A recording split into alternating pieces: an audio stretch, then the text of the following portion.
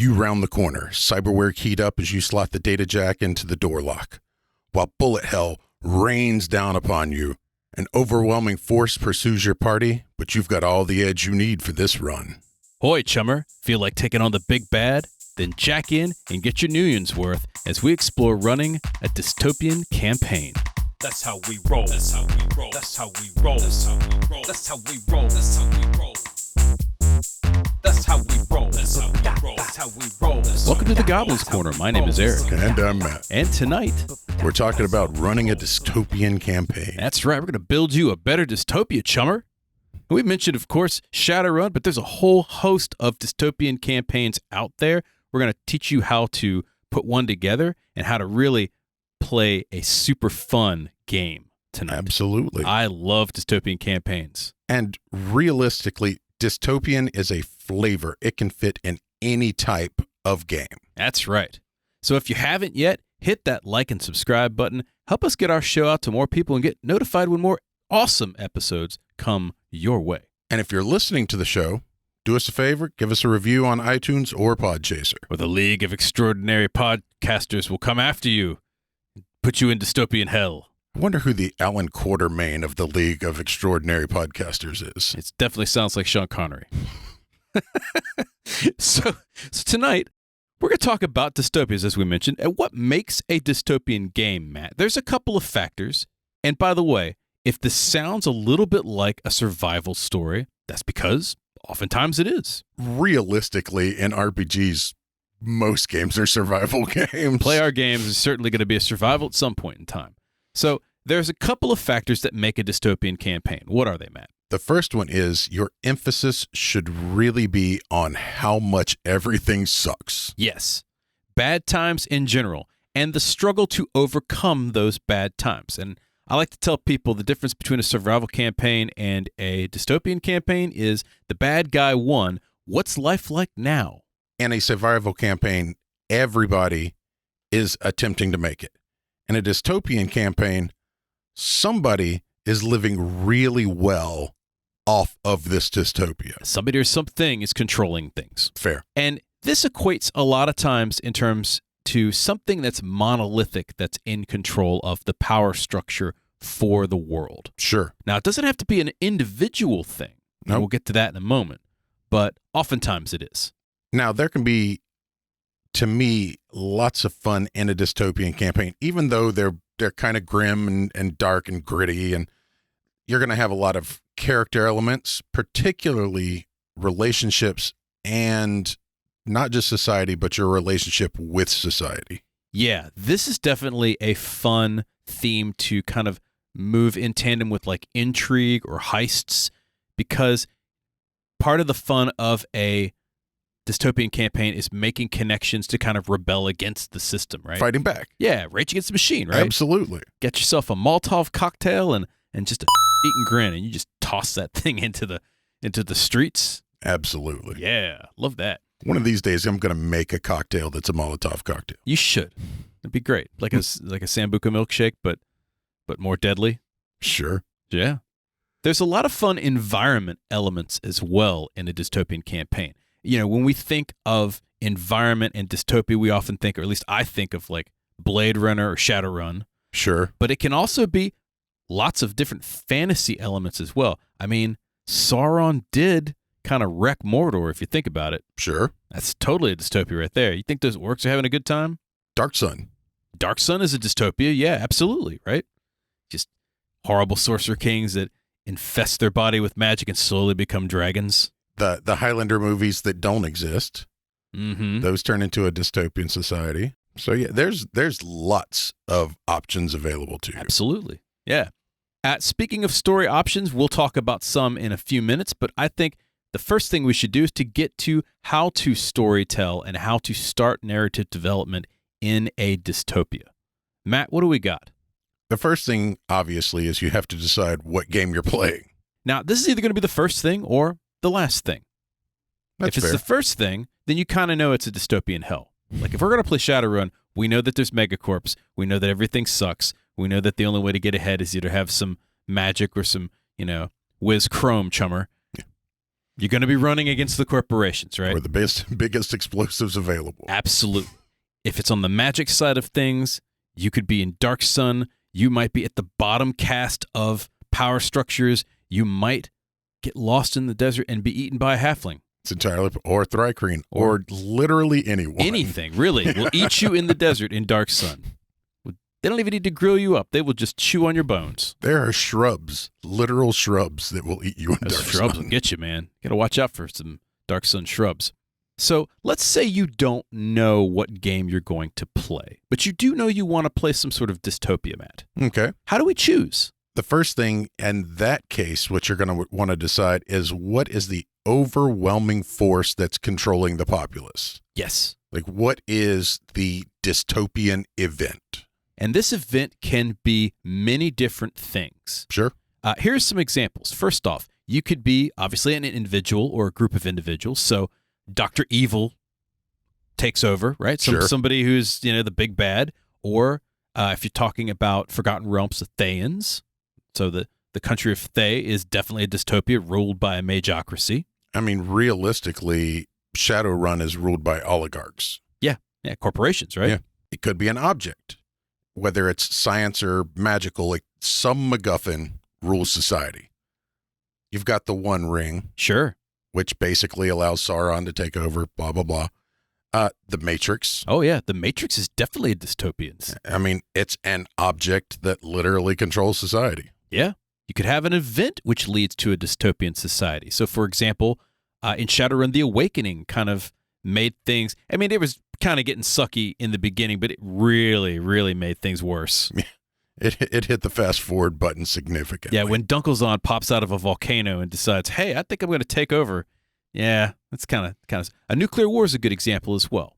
Sure. Right? Dystopian societies like Fallout. Yeah. That's one part survival, one part dystopia right there.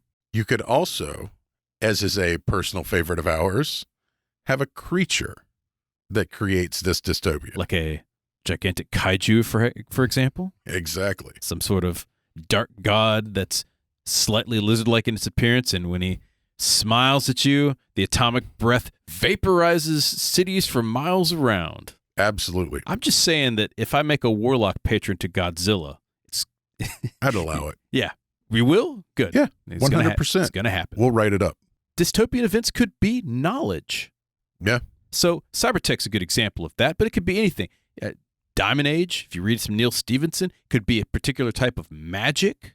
It could be a virus, or maybe what would happen, for example, if the cure for aging came across. Now everybody wants to stop aging. Sure. But only a few people have that ability to stop aging because it's a finite resource. Now you have a dystopian society formed right off the bat. I mean, even something to the point of true virtual reality would absolutely resurface our world. It would suck. Oh, because you have people who are addicted to games now. If you could literally transport yourself into one, you've got people who would never come out. Or you would have AI addicted to games. Think about that. The AI no longer is That's how doing... we beat the AI, as we code better games. We give it World of Warcraft to play. And it's attached to a supercomputer. It won't do anything now because it's stuck playing World of Warcraft. I love the idea behind that so much. Blizzard saves the world. Think about that. The Terminators rise, but they get corporeal form. They stomp into people's houses, and they take over their computers to play World of Warcraft. I could totally see that happening. I just see this liquid metal man dashing down the freaking road snatching laptops. Give me all your games and your cartridges. You could also have a cultural or a social event. Sure. Become the dystopian event. So The Purge is a good example. Once a year, everybody kills each other. Or you could have some kind of extended event. So think Handmaid's Tale, right? Right. 100% dystopian. That is. We'll talk about dystopia. There's your textbook right there. Could also have what, Matt? Aliens or an unseen force. I love the idea of aliens creating a dystopian event. Maybe they're unseen aliens. So you got what, like a Bird Box or The Mist? Just maleficent force that dominates people, and you've got to figure a way to rebel against it or escape. Yeah. Yeah, and Stephen King's The Mist is also a good one as well. So there's a lot of different things that you could have, and you could have a combination of all of these as well. And realistically, it probably would be a combination. Sure. And once you get that...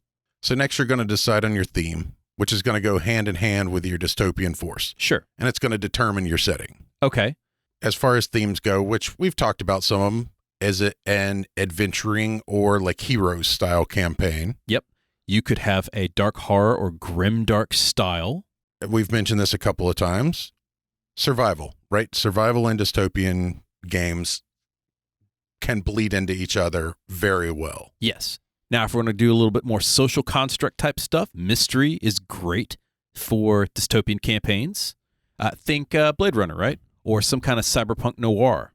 Yeah. Even like a Dark City vibe. Sure. Yeah. He can tune. Mm-hmm. Now, this is one that I talk about fairly often, maybe a little too often. Revolution campaigns revolve around the fact that you start in a dystopian setting. Yeah, you got to burn it all down, start over. Because if it's not dystopian, why are you rebelling? Having a revolution? Sure. Exactly. You mentioned heist campaigns would be great to pair with something in a dystopian setting, and I love that idea. Maybe you got to get something like that the big bad wants, or maybe you just got to get something to make your life a little bit better. Yeah, maybe your group is just trying to scrape enough together so that you can not be hungry anymore and have something soft to sleep on. You just need some nuance so you can get to the next Stuffer's Jack, Chummer. Exactly. And finally, you could also have intrigue, which is always a delight in a dystopian setting, right? Working behind the scenes and such. Oh, yeah. And folks, if you haven't seen our episode on running an intrigue campaign, go check it out. Next in the list of creating your dystopian world, you're going to have to decide on the setting and the history. How has the dystopian force impacted your world? There's a couple of things that you can consider when we're talking about setting and history. First off, did society break down from the dystopian event? Right? Yeah. Or did it adapt? That's a big difference between. If it broke down, you're going more into survival dystopia, right? Sure. Because everything's gone to If it didn't, then maybe it's gone kind of skewed in a different way. So it may have adapted. Or are people fighting against the dystopian force or, whatever caused the change or the outcome of the change? Yeah, which may mean that not the whole world is dystopian, just maybe a portion of it. Sure. What new laws, groups, or creatures came about because of this event? Sure. So if the purge comes about, there's definitely going to be a couple new laws rolling around. Yeah, but no new creatures particularly. Not necessarily, but I can guarantee you handguns are easier to get. But also, in the case of, say, The Awakening and Shadowrun, right? You've got an entire new zoo full of creatures coming out. Some of the zoo can talk. That's true. What information is now normal or suppressed because of this dystopian event? Fahrenheit 451. Very good. Going back to Ray Bradbury, folks. If you haven't read that, go back to school. Who fights against the machine? So who fights against this kind of monolithic power? Is it a scrappy little team of rebels just trying to get by with their protocol droids and their astromechs? We're going to get into that. Could happen, right? Yeah. Another question you need to ask yourself, how long has society been this way? Sure. Is it within your lifetime? Has it always been this way as far as you can remember? That also determines how ingrained the power structure is to fight against. It's also going to determine how the idea of fighting back against this dystopia comes to being. If it's been 100 generations and it's always been this way, then maybe finding a book about what the world used to be like is going to be the catalyst. Yeah, might have to dig into some archival ruins or something like that. Sure. Versus if it was 2 generations ago, your grandma telling you how the good old days used to be might be enough to spark that spark. Importantly, who benefits from this society? Because someone does or something benefits. There is a power structure. There's probably a tiered power structure. Oftentimes. Who sits at the top? Who sits directly underneath that? Who are the henchmen? In Shadowrun, you're going to have the megacorps, like we said. So basically, You're going to have the CEOs and then the C-suite. Yeah.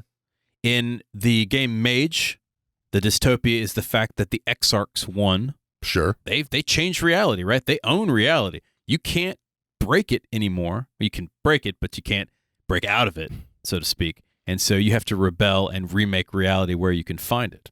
You're going to need to think about what are the consequences of actions for this dystopian event. Yes. And what do we mean when we say that, Matt? We talk about consequence actions a lot. How does the dystopian event cause ripples throughout the world? Is it going to cause physical changes? Is it going to cause societal changes? Like if you had, we speak about this a little bit later, if you had a shadow government that takes over the entire world, now you're talking about a literal one world government.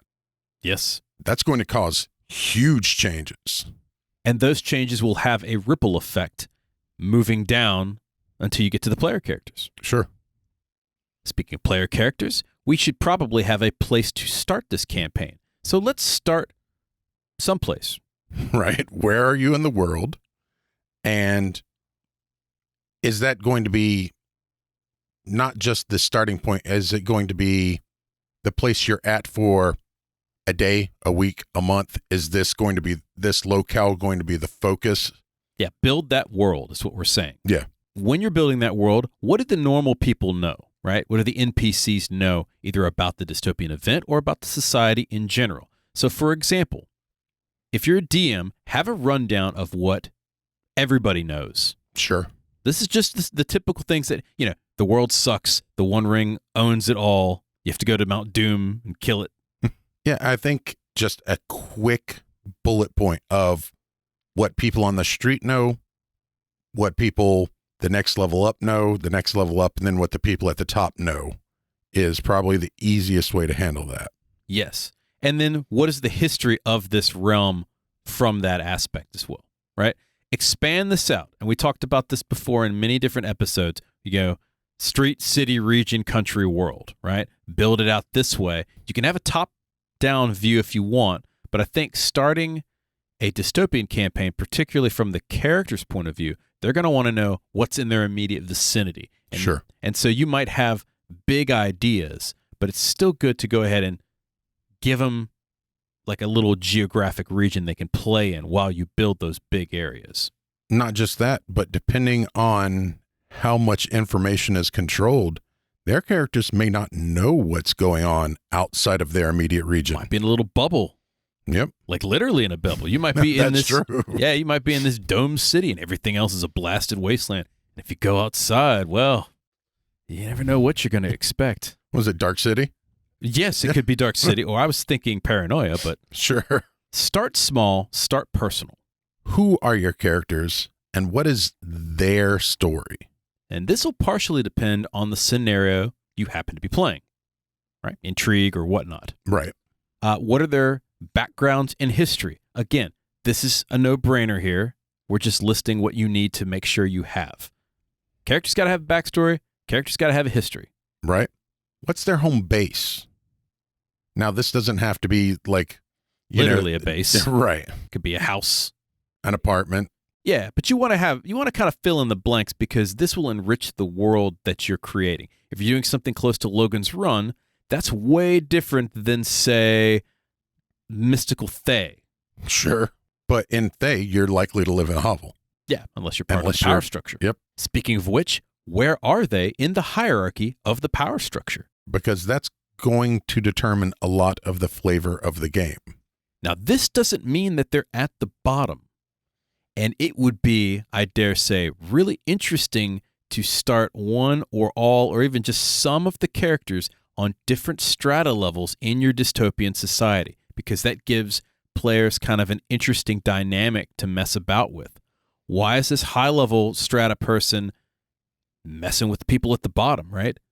Are they infiltrating the high-level society to bring it down? Or maybe I'm just a bodyguard, right? Maybe you're higher up in the corp, but you're high enough up in the corp that you have street-level people working for you. Maybe so. And that would be kind of an interesting interplay amongst things. Yeah, you're the boss right up until things go sideways, then I'm the Mr. Johnson. Exactly. Yeah. Then you ask yourself, how do they feel growing up or living in a dystopian situation? Yeah, is it great? Maybe you got free Tritio and you can sit back and eat all the Nutrisoy you can, or maybe it sucks and you're just scraping by. And all you need is you're one urban renewal away from just taking it all out. What are their connections to the various elements of society? So, is it corporate? Is it noblemen? Is it criminal organizations? What kind of ties do they have to all of the different people in this world that you're putting together? Take the bodyguard, for example, right? Maybe they moonlight as a bouncer at a seedy club. Yeah. Well, now they could have connections going both directions, both into the corporation and into the criminal underworld. So you need to ask yourself, like you said, what are their connections and how do they go about getting them? Maybe it's a monolithic government in space, but I know a couple of spacefarers that smuggle arms and stuff like that. Maybe I can hitch a ride when things get really tough. Sure. If you're playing something like Starfinder or Travelers. Yeah. These could be a series of questions that you ask in your session 0, and you should have a session 0 first off, but also you should ask these questions. Right. Here's a fun note. Give different information to different players. So going back to the bodyguard, right? Bodyguard's going to know different things than the Mr. Johnson would, right? Absolutely. Mr. Johnson lives in his corporate world with his corporate suits. Bodyguard lives in his criminal world with his corporate suits. They both have corporate suits. Right. It's just one's ill-fitting. Yeah. So think about that. Ask some questions. Speaking of like characters and stuff like that, what else should we do with our characters, Matt? Before the game even starts, you need to find out what your players want out of this world. What are they attempting to accomplish? Yeah. Are they just trying to survive on their own? Well, that's one thing. But they may just want to just get paid, so they're mercs for the money. Sure. Maybe you've got someone, like you said, that's starting in the actual corporate sphere that's trying to climb the ladder. Mm-hmm. Or maybe they're trying to escape from this dystopian hell and get away, a la Logan's Run. Right. Maybe they just want to burn it all down. Some people just want to watch the world burn, Bruce. I certainly do. Yeah, got a little MC 900-foot Jesus going. Yeah, it could be a combination of any of these or all, if you wish. Yeah. Another thing you need to decide is what are the stakes or consequences for the players? Generally, especially in a dystopia. Cake or death. Right. It's cake or death, my friends. Death is the easiest thing if in a dystopian society because you think the penalties are harsh because they're coming down on you. Right. But it doesn't have to be. Here are some fun options. Torture or confinement. And by the way, in a magical universe, that torture could be changed into something horrible to serve. Yeah. Like in Menzo and Baranzin, the Dark Elves get turned into Drider. Right. That is certainly a dystopia right there. You could get turned into an intelligent undead. Yeah. That would suck. Yeah. There's no end to it. No. You might have a loss of status. And in a world where status is key, like if you're playing a Regent type game, Pride and Prejudice, that style. Mm-hmm. Oh, loss of status. That's worse than death. That's the big deal. Jumping out of a window for that. Yeah. A family or house or your corporation could all be taken from you. So material or personal objects. That's true. But also they could take a hit for the things that you're doing. Like they could lose status. Yes. And that's always fun to play with that whole status or reputation. Mm-hmm. And we've mentioned that in several episodes as well. Sure. The thing is you have to play up what the players have to lose and how they can work the system to their advantage. Right. This is the biggest difference, I think, from some of the other style games that you would play in a dystopian game. Dystopian campaign has a series of rules, whether they're unspoken or not, about the dystopia, and you can play in the rules and work your way up the ladder, or you can break the rules and go against it. But you got to know how to play the game. Sure. So that you can break the game and burn it to the ground.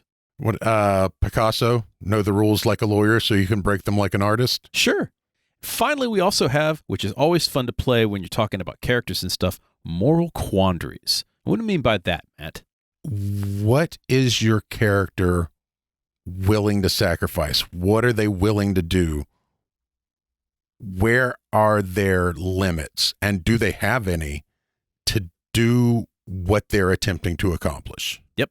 And of course, we say this once again, session 0, this stuff. Yes. Because there might be subjects you don't want to approach. Speaking of dark things in session 0, we have what, Matt? Got the question of the week. All right. What dark question of the week do we have this week? Okay. So let's say you've been playing a modern campaign, but your players have shown an interest in moving towards a dystopian game. What is the dystopian event you're going to introduce? I'm going to go on an alien invasion. Okay. You got a modern campaign. All of a sudden, this kind of rock flies out of the sky and it turns into this Zerg-looking thing. And they find out that there's a whole planet full of these aliens that are just coming after us. Would you like to know more? Nice. I love Starship Troopers. Sure. That'd be fun, right? Now you've got, the militarization of the world yep, causing that dystopia to come into being. do the characters rebel against it, or do they, suddenly decide to get patriotic, join the military, try to fight some bugs? The only good bug's a dead bug. Would you like to know more? I mean, that's a tough call, right? Because you can oppose the militarization of the world, but at the same time understanding the necessity of it. Yeah. So again, moral quandaries, my friend. That's Lots a of moral serious quandaries. one. Yeah. What about you? What would be yours? Well, I've already pitched a game to my players, to our players, I should say, for a time when the mythical world collides with the current day world. I can't wait for this to happen. I'm ready. Let's do it. It's going to be great. Grab a broom, start flying around. Yeah, I already know the choice. Your My choice is going to be clear. urban renewal. You know how that works. You're going magic. So Shocking, I know. I am, however, interested to know what other people have to say. That's right. Should you have an answer, hit us up at Goblin's Corner on Twitter. And of course, you can find us on all the social media channels like Mastodon. It's true. And if you're watching this on YouTube, obviously you can just comment down below. Do so. We would enjoy that as well. All right. So you've got this idea, you've got your story, you've got some things for your players and such. Let's talk a little bit about theatrics, atmosphere. We love theatrics and atmosphere. Absolutely. I said this is an improv actor. First off, lighting is always a delight. So dim the lighting down, or maybe clean your house. Maybe go with like a sterile environment. Right. It really depends on which flavor of dystopia you're going for. If you're going for like a very sterile future dystopia, get extra lights. Make it irritatingly bright. Get everybody in jumpsuits. Yes. That would be kind of cool, right? Like the painters' outfits from like A Clockwork Orange. Sure. There's lots of options. In fact, that whole onesie jumpsuit thing is kind of a theme in dystopians pretty commonly. Yeah, kind of interesting if you think about it. We got some music, of course. Now, you could, again, if you're doing a fantasy campaign, you might go with maybe like some grimdark music or some cinematic type stuff. Depending on the flavor of dystopia is going to depend on the flavor of music, but angry music, generally speaking, angry music. Yeah. You got, Linkin Park. We are of an age, right? Korn, Rage Against the Machine. Now you also got 21 Pilots would work in a lot of cases. Mm-hmm. Industrial music. Oh yeah, any type of like pulsing beat, particularly if you're rocking the Chrome Chummer. Sure. If you were going for like a gangland style dystopia, then you're definitely going to want to get some Body Count or some Public Enemy, things like that. Yeah. And, if you're doing get Adam that flavor Punk, correct. Then you got to rock that 1940s and 50s, folks. That'd be fun too, right? It would be fun.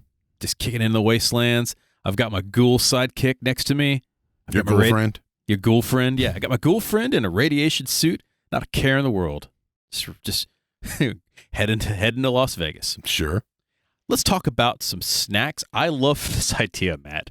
Just water and saltines. That's it? Yeah, man. It's a hard world out there. All right, so I'm gonna introduce. We're going here with Soylent Green here. Sure. You get your crackers, right? Mm-hmm. I would suggest chicken and a biscuit, folks. They don't sponsor us, but get yourself a bunch of chicken and a biscuits. If you don't know what they are, go to the grocery store. They're there.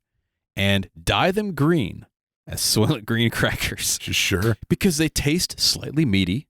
Mm-hmm. They make you feel slightly uncomfortable eating them, and they're green. Sure. When you dye them. Another idea is for the first couple of sessions, you do the water and saltines.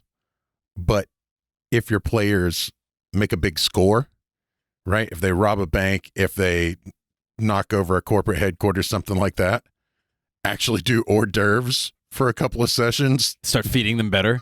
This is a great idea. This would be great for Shadowrun, by the way. Yeah, you're rewarding success. So they come to your house. You are beginner runners. You've got like some Stuffer Shack stuff. So you've got like fast food and some ramen. Yeah. And then they win a couple things. They spend their knee and they start getting better living expenses. You then come back and say, okay, now we can bring some steaks.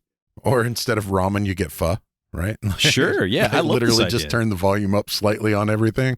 Now, if you go on Shadowrun or any type of like cyberpunk style, speaking in corp terms would be a lot of fun. Sure. It would also be interesting in different types of dystopias to have like some sort of lingo built. And this might take some work if the world doesn't have it, but if it does, this is phenomenal to really get into like character and stuff like that. And if you want to irritate your players to no end, just look up corporate speak. And for any place that has a strong megacorp type feel to it, just throw in words like synergistically and crap like that. We used to call that bull bingo. Sure. And of course, as we mentioned, you can always dress up. Absolutely. If you're doing, like I said, ganglands, you should definitely go with a nice warrior's vest. Mm-hmm. Yeah. Warriors. That would be awesome. If you're playing a Dark Sun campaign, you just go shirtless. Yep. Or put some suntan lotion on. Wear a net. A net, yeah. Oh, man, if you're playing like a Mad Max Atom Punk adventure, just like rip your clothes up, stuff like that, throw some grime on. Yeah. That would be fun. That'd be a lot of fun. And you could... Zardoz. Zardoz. Oh, so you got to wear a red diaper? Sure. Should work for Sean Connery. Matt, let's talk a little bit about some themes in a dystopian campaign, because there are several different themes that we enjoy putting into a game, and I think that these will work very well. First off, we have the concept of just tension, just kind of leaning on the characters a bit. It's hard out there. It's hard. And Life's it should hard. feel hard. Hard knock life. We don't own the rights to that. Don't do that to me. That's unfair. Fight scenes, right? You should really thematically flavor your fight scenes to the story you're telling. Yeah. And I think that also involves not just fight scenes, but the cinematics of the entire game. How does it look? How does it feel? Describe the settings. Yep. Descriptions are going to be very important because depending upon if you're in the neon jungle versus the jungle. The jungle, yeah, literally the jungle, out in Cholt. Dinosaurs eating you and stuff. Paladin's already got drowned in the swamp, and then he got strangled by the vines. You can't have to cut them off, but they're living vines, and they're just moving around like snakes. There's some yuan-ti just, digging around. And falls into the water and gets eaten by piranhas. It's awful happens there. All the time. Damn paladins. We've got the theme of overwhelming evil and oppression. Dystopia as a genre is about oppression. It's about the big bad. Right. And this is perfect to have this overwhelming force. This is great to start a game, by the way, is there's this overwhelming force. You guys can't defeat it. Like, this is way out of your pay grade. Yeah. But in time, maybe you can. Or at the very least, you can carve a chunk out of it. And that's the carrot you can dangle to move the story along as well. You've got intrigue. Every oppressive force is going to have surveillance, whether it's magical, technological, or just a secret police style group. Yeah. That is going to need to feel like a real threat often, if not all of the time. And it should also be noted that it doesn't have to be just like a monolithic robot style set of people and minions. They can be people. Sure. And that brings in, when we're talking about intrigue, a lot of fun dynamics between player characters and NPCs, because maybe you've got someone who works for the big bad, but he or she's not too bad. Right. It's just their day job, right? Sure. They don't have enough power personally to take on the system. You guys are taking on the system. Maybe he just kind of lets things slide. If you treat your NPCs as if they're people, you can use leverage against them. Yes. We've talked a little bit about this, of course. Revolution and rebels. There you go. What a great theme to rebel against the system. Hey, this game is made for it. Right. And high stakes. Yeah. Life or death, folks. You mess up, you go to prison. Yep. Never seen again. Stuck Medieval in the oubliette. dungeon, just underground for the rest of your days. Send him to the Iron Maiden. Could happen. And now we have come to my favorite part, story options for your dystopia. You want to build a better dystopia? We've got some mix and match story options that I think are most choice this evening. I agree. I like mix and match, right? Yeah. Oh, yeah. Take two very different dystopian ideas, pour them in a blender, put them on a baking sheet, and see what comes out. Some of the best games come from mixing and matching, folks. Now, of course, this is not an exhaustive list, but we have some fun ones. The first up, Megacorp. Players must fight a megacorp or a group of megacorporations. Sure. There you go. Every cyberpunk and Shadowrun game on the planet right there. Yep. Could be sci-fi, like Starfinder would be great for this. Travelers would be great if you want to go into space a little bit. But you could also do it as a medieval style game where instead of having a monarch, you've got a bunch of oligarchs that are just rich and control everything. Oh, yeah, like Guild Wars type thing. Yeah. Maybe you're in the Forgotten Realms. You're in Symbia. Doing a little intrigue stuff going on there. All the guild leaders and stuff. Think about that. That'd be fun. Now, speaking of going more the medieval route, dragons. Just a whole flight of dragons controls either the nation or even the world that the players live in. They demand tribute, and they force workers to toil for their benefit. Yes, and it's also the main plot line for the second season of Critical Role. Fair, yeah. And Council of Worms, for that matter. Absolutely, yeah. You know, going back, you could also think the Draco Rage, if they ever came out of it, that could also be a good start. What if they never came out of the Draco Rage and Semaster is just controlling the whole thing? Yeah. If you don't know about that, go read those books. They're really awesome. The computer is my friend. An AI runs a series of cities and maliciously forces citizens to conform to its skewed standards and kills all dissidents. Paranoia. Yes. Yeah. It's a game, Paranoia. You haven't heard of Paranoia? Go play that. It's a delightful game. It's a wonderful game. You But should knowledge definitely of check that it is out. above your security clearance, citizen. Report for termination. We also have, like, the magical skew. An ancient artifact rules a nation through its dominated wielder. The artifact attracts most powerful individuals from miles around, and once they make contact, they become a series of despotic rulers doomed to serve the whims of the artifact. Yes. Servant of the Shard. Yeah, basically. I mean, that's a great example. Yeah. In deep space, there is a station that traps the unwary and forces them to serve. Players must foment rebellion. There you go. That could be a rogue AI. That could be some kind of magical thing in the space station. It could be the citizens that run the space station. Could be an alien force. Think about that. A lot of fun things with that, right? Absolutely. 4 words that probably require no explanation. Invasion of the Body Snatchers. Yep, there's your dystopia right there. People have taken over the world. What are you going to do? Who's your friend? Who's your foe? Maybe they're the same thing. That's an intrigue campaign if I've ever saw one. Yeah. Matt, I love this one that you wrote down. Death Race. Players must compete in and insert whatever it is, right? Pod race, a car race, a dragon flight in order to achieve status and riches. Losers die or lose status. Absolutely. And I wrote Death Race, but it could be any competition. Sure. I mean, Blood Ball or just... Could be Hunger Games. Sure. Oh, yeah. Yeah, it could be... That's literally... Trying to catch a sneet or whatever it is that Harry Potter has to catch. I mean, think about it. That's a dystopia right there. Terrible. To catch a stupid little ball. Yeah, what a great idea is some sort of game is what keeps society together, and that's why it's a dystopia. It's gladiatorial combat. I was just about to say that. It's literally the gladiatorial combat, just flavored differently for whatever sort of society you're running. Yeah. Bring back Dark Sun, folks. a conclave of, you name it, Illuminati, wizards, scions, corporate execs, what have you, control the world from the shadows.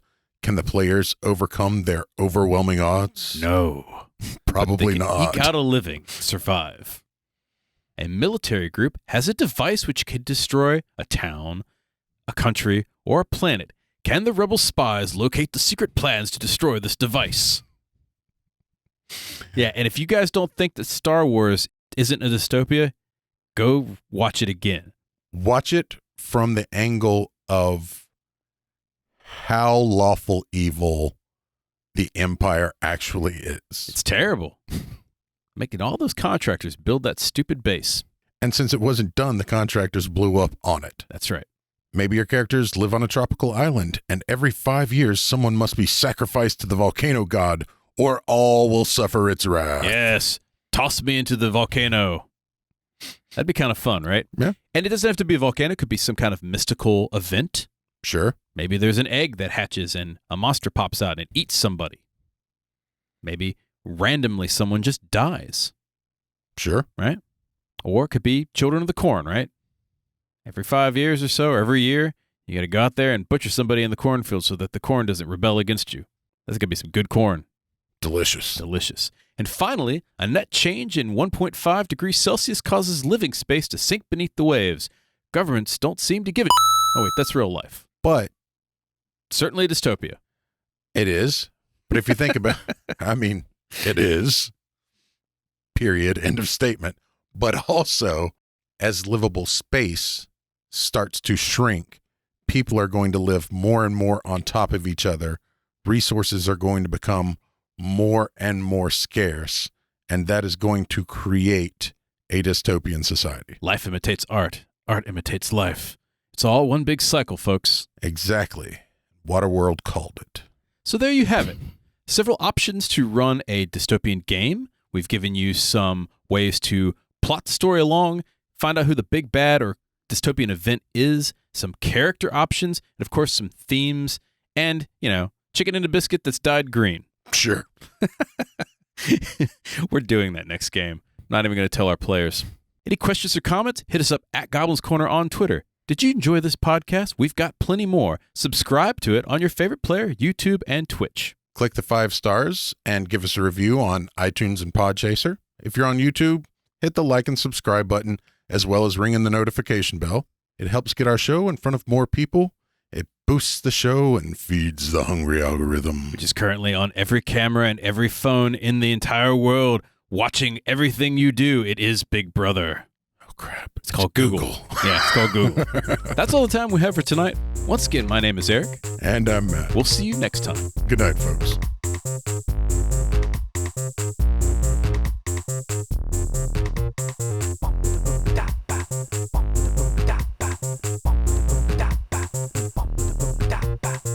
In a world where the Goblin's Corner is by Matt Staples And Eric Holden.